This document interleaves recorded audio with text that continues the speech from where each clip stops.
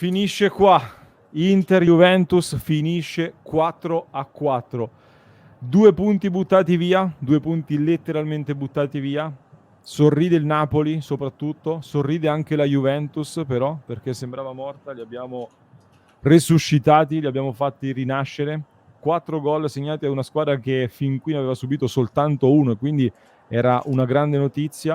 Ma poi Simo, se le partite non le chiudi con una difesa così imbarazzante come quella che abbiamo messo in mostra, soprattutto oggi, ma non solo oggi, il risultato non può che essere questo. 4-4, sono veramente deluso perché eri andato in vantaggio, hai avuto la grande reazione dopo che loro ti hanno ribaltato, la puoi chiudere e ti fai raggiungere un'altra volta e quasi che alla fine devi essere contento del pareggio. Sono molto deluso da questa partita. Sì, esatto. Sono sicuramente 2 punti buttati, perché se arrivi ad essere 4-2 in casa e finisce 4-4, anche se contro una squadra forte, però sono 2 punti buttati. Io non riesco a darmi una spiegazione di come sia venuta fuori questa partita, che di base è strana e è assurda di suo, perché un Inter-Juve 4-4 penso sia il primo della storia. Non è un risultato neanche da Serie A, quindi è strana di suo. A maggior ragione, ripeto, arrivi sul 4-2. Sei stato bravo a ribaltare uno svantaggio che ti è arrivato dopo che eri andato in vantaggio. Quindi è la situazione forse peggiore dal punto di vista mentale. E non è accettabile che dal 4-2 in casa, una partita in controllo, in una fase, erano 15 minuti che l'Inter sprecava gol a destra e a manca, ti prendi 2 gol in quel modo lì e finisce 4-4 col rischio finale di magari andarla pure a perdere. Non ho veramente parole. Ci sono degli elementi che mi fanno riflettere. Sto guardando i dati, expected goal 3,13 Inter, 2,17 la Juventus, quindi anche a loro abbiamo concesso tanto, ma noi abbiamo prodotto molto di più. 18 tiri l'Inter, di cui 9 in porta e 4 gol. 10 tiri la Juve, di cui 5 in porta, 4 gol. Significa che praticamente ad ogni tiro l'hanno messa dentro. Tante responsabilità della difesa.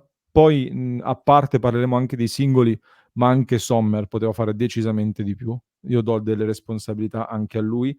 Ci sono dei momenti chiave, secondo me, all'interno di questa partita, e uno di questi poi che determina il risultato finale è inevitabilmente il momento delle sostituzioni, quando al 63esimo Inzaghi toglie Zielinski e Pavard. Per me, allora, Zielinski lo capisco, non penso avessi 90 minuti e trovo condivisibile la scelta di toglierlo in quel momento lì, anche se poi anche quello ha contribuito. La scelta di togliere Pavard, io Simo ci ho visto da un lato un qualcosa di logico, cioè è già stato ammonito, è stato ammonito. Da quella parte lì c'è Ildiz che lo vedevi che è entrato proprio per puntare, per venirti a dare fastidio nell'uno contro uno, non vuoi rimettere in bilico la partita con l'espulsione di Pavard. Però in questo momento qua hai solo Darmian da poter inserire dalla panchina a livello di quinti. Quindi significa che inevitabilmente poi Dumfries ti finisce la partita, perché Di Marco si vedeva che poi sarebbe uscito. E da lì, ecco, Bissek e Dumfries insieme secondo me a questi livelli non possono starci. Da quella parte lì ci hanno affondato, ma quel cambio lì secondo me è stato proprio il cambio che ci ha fatto finire la partita. Detto che comunque la partita non era finita e si capiva e c'era nell'aria questo, perché alla Juve è bastato veramente pochissime volte venire per vie centrali o comunque puntarci e c'era sempre la sensazione che potessero darci fastidio. Malissimo De Vrij all'inizio secondo me sui primi 2 gol subiti dalla Juventus, poi l'ho visto in crescita, ma poi di nuovo hanno sbagliato altri. C'è un problema di fondo sulla fase difensiva che per me a questo punto nasce soprattutto dalla testa. Ci manca proprio qualcosa nella cattiveria, nella concentrazione, nel voler dare quel qualcosa in più. Ci mancava Cianoglu, l'abbiamo analizzato prima, Cianoglu è il miglior incontrista comunque nell'Inter, quello che ha più contrasti eccetera, ma non è giustificabile questo secondo me solo con l'assenza di Ciala e No, anche no, di Acerbi. assolutamente. Anche perché quante azioni abbiamo visto che l'Inter ha consentito alla Juve di generare perdendo palloni in costruzione, col solito problema che la squadra va tutto avanti e il portatore di palla si incarta e la perde e fa dà il via al contropiede avversario. Questo è proprio un errore concettuale, e a prescindere da Cialanoglu, da Acerbi, da Tizio, da Caio, è un errore concettuale che, come ho detto più volte, si vedeva nella prima Inter di Inzaghi, si è rivista anche in alcune partite, oggi più di una volta. Il secondo gol della Juventus nasce da questo, di fatto. Sui cambi hai detto bene, di base il fatto che loro mettono in campo Ildiz, che è uomo da 1 contro 1, uomo da spunto, è normale che hai un po' paura che ti possa lasciare in 10. Però ragazzi, Pavard, Bissek, non è per incolpare Bissek, perché sennò dopo si passa dalla parte opposta, non è per accanirsi contro di lui, però la differenza è netta. Pavard migliore in campo, o comunque miglior difensore di stasera, esce dal campo, entra Bissek che non sa neanche da che parte è girato questa sera, mi spiace dirlo ma è così, e pigli 2 gol da quel lato lì. Non colpa solo di Bissek, ribadisco, colpa un po' generalizzata, però quel cambio lì è proprio l'emblema di questa partita, senza contare che, come hai detto prima, ne avevi pochi oggi. La Juve aveva una panchina corta, sì. Oggi noi, per caratteristiche di quelli che non c'erano, sei stato, i cambi erano quasi previsti già in anticipo. Questa paura dei cartellini gialli l'aveva un po' persa Inzaghi in realtà, perché era diventato un meme ma un po' l'aveva persa. Oggi invece 2 cambi immediati, boom, giallo, dopo un minuto viene cambiato. E poi Dumfries alla fine non lo puoi più cambiare e quindi lo tieni dentro con il giallo e quindi anche lì è condizionato contro un Ildiz che è stato migliore in campo. E io ringrazio EC che dice imbarazzante difesa e portiere, forza l'Inter, grazie EC per il grande supporto. E Lele dice un'altra cosa, Simo, e ringrazio tanto il nostro Lele 84, prendere gol su contropiede battendo un calcio d'angolo sul 4-2 per noi. Sono leggerezze veramente imbarazzanti, leggerezze che non sono accettabili. Per cui in questa partita ci sono dentro talmente tante cose che è difficilissimo poi dare un giudizio totale, dove però il giudizio è principalmente negativo secondo me, per come avevi reagito di testa e per come la stavi tenendo. Perché le note positive, Simo, sono una squadra come la Juventus che fin qui non solo non prendeva gol, ma nemmeno concedeva occasioni all'avversario. Oggi ha subito praticamente in una sola partita più expected goal di tutto l'inizio di stagione o quasi. E 18 tiri, come detto, da parte dell'Inter, con tantissime occasioni, ma che l'Inter debba creare tantissime occasioni per segnare, lo sappiamo, ma comunque riesce a segnare 4 gol. Non è accettabile che tu, segnando 4 gol con 2 calci di rigore, tra l'altro, non riesci a vincere la partita. Per cui tanti commenti, sì, dovevamo chiuderla, bisognava fare il 5-2, è verissimo. Se fai il 5-2 probabilmente la partita è chiusa, ma poi non lo so nemmeno se la partita è chiusa, ma non è comunque accettabile che tu in una partita di questo livello segni 4 gol e non la vinci.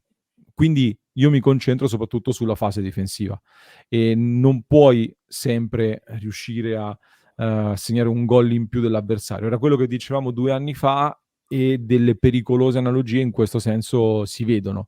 13 gol subiti a questo punto della stagione sono tantissimi, troppi davvero. Ed è un tema assolutamente da affrontare. Era stata una partita che poi secondo me tatticamente era stata preparata anche abbastanza bene, perché loro avevano schierato McKennie e Fagioli lì sulla tre quarti alle spalle dei nostri centrocampisti ed erano un po' difficili da leggere, e poi però dopo pochi minuti Inzaghi ha trovato la contromisura con Bastoni che va ad occuparsi più di McKennie. Avevamo trovato comunque il modo di intercettare questa situazione qua. Pavard per me aveva fatto molto bene, perché aveva fatto era molto difficile da leggere secondo me lì sulla destra per la loro difesa, e proprio da un suo movimento nascono diverse occasioni, tra cui anche il calcio di rigore arriva poi da quello sfondamento lì. E poi va in vantaggio 1-0, tutti i presupposti per ribaltare, comunque per andare ancora ad approfittare del campo aperto eccetera, ti ribaltano 2-1, hai la forza di riportarti sul 3-2, vai addirittura sul 4-2, puoi portarli in ghiaccio e sbagli tutto. Dumfries a me è piaciuto tanto, ha fatto tante cose buone, ma ha fatto anche tante cose cattive dietro, cioè anche il gol che si è mangiato abbastanza clamoroso. È un giocatore da troppi alti e bassi, che merita la continuità, ma troppi alti e bassi per giocare titolare nell'Inter, assolutamente. E a un certo punto io pensavo che la lezione del derby fosse stata imparata anche nel come gestire poi le partite in corso, e invece no. Quindi sono veramente molto molto deluso la testa soprattutto che incide sulla difesa. E poi il discorso di come finisce la partita mi ricorda anche un po' quello che abbiamo detto dopo il derby. Quando ti rendi conto che certe cose non le puoi più fare per mille motivi, non rischiare. Nel derby era una questione di portare a casa il pareggio, qui era una questione di chiudere la partita non col quinto gol, come dicevi prima, perché ne fai 4 alla Juve, dovrebbero essere sufficienti nel 99% dei casi fare 4 gol. E invece no, vai ancora tutti avanti, vai ancora a portare tanti uomini oltre la linea della palla e ti pigli il contropiede con cui Ildiz riapre la partita. Lì quello è un errore clamoroso. Poi potremmo anche parlare della questione delle caratteristiche, perché, come dicevo in cronaca, se quello stesso contropiede lì lo fa l'Inter e la palla non arriva a Ildiz, ma arriva a qualsiasi giocatore dell'Inter, non finisce così. Forse con Thuram, forse. Con tutti gli altri non finisce così, perché uno che prende palla, ti punta, la mette sull'altro piede e calcia, non ce l'hai, con quella naturalezza lì. Quindi è anche una questione poi di caratteristiche. In difesa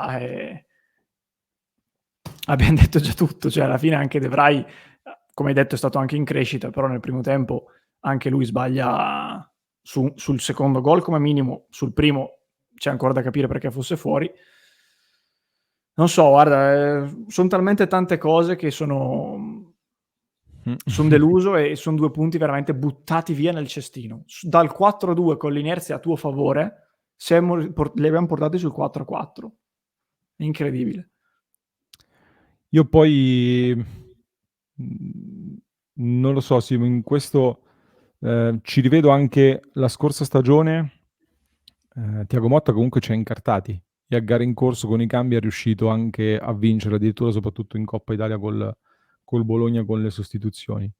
Quindi evidentemente anche lui ha dei codici per poter mettere in difficoltà Inzaghi, mi sembra a questo punto abbastanza evidente.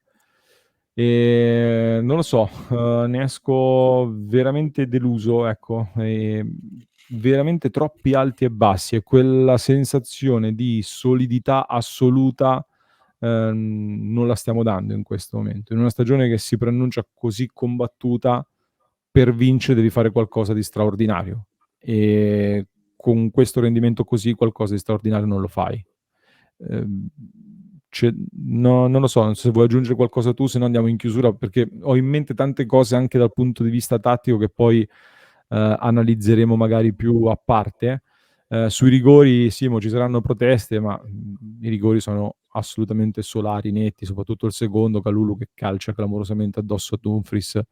E mi sembrava, anzi, che manchi pure un cartellino.